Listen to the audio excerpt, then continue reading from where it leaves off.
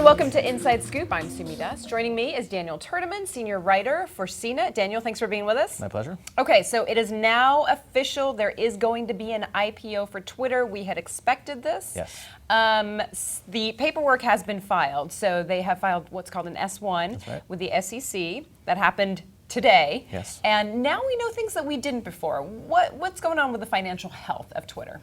Well, Twitter has yet to ever make a profit, but their revenues are now in the range, you might say, of about, it looks like $500 million for the full year of 2013. Extrapolating a little bit, but right. And their revenues are going up pretty, it's a healthy rise in revenue. Let's talk about mobile, because mobile is such an important aspect right. of Twitter, of this business model. How is Twitter set up to really capitalize on mobile and take advantage of that? Well, Twitter, you have to remember, was started as a service that was tied to carriers' text messaging systems. Its roots were really that's why Twitter, the maximum length of 140 characters, that was tied to what you could do in a text message. So from the beginning, it's been built as a service for mobile, and that's played out, or that's represented in the fact that they say 75% of their active users, do it on mobile.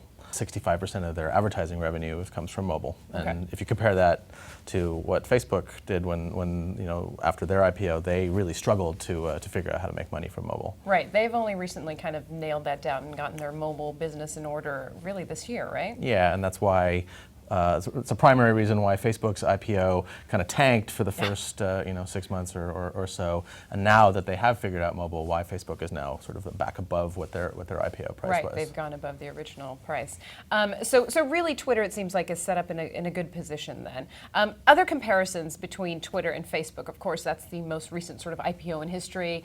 They are considered competitors. How do they compare? I mean, we know that Twitter has far fewer users, monthly active users, than Facebook does, correct? Right. So Facebook most recently said they had, I think, like 1.18 billion monthly users. By comparison, Twitter says they're about 218 million. So that's really like a fraction. one sixth.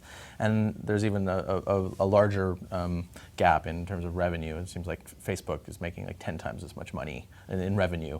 And they're already profitable, whereas Twitter has yet to ever make a profit. Right, and what is Twitter trying to accomplish? I mean, it's a pretty lofty goal here. It's $1 billion, right, for the IPO? If you think about it, $1 billion for an IPO doesn't seem like that much anymore. I mean, like I think Facebook. Well, if I remember, they tried to raise $10 billion in their, or $15 billion in their right, IPO. but if the IPO goes the way of Facebook, which I'm not saying that it will, but it's possible, right? Anything's possible. So one would think that Twitter, with their $1 billion, is going to expand pretty significantly. In fact, there's been rumors in the last day or so that they're looking at a lease on a new space in San Francisco that will double the amount of size that they have. They just moved into their new headquarters, it seems like about not a year. That long ago. Yeah, it's been about a year. So if that's true, then they're looking to at least double the size of their workforce. They'll probably acquire more companies, fill in some more holes.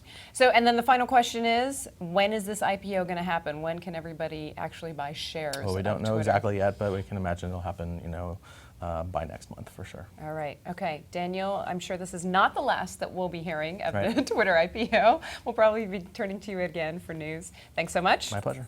For Inside Scoop, I'm Sumi Das. Thanks for watching.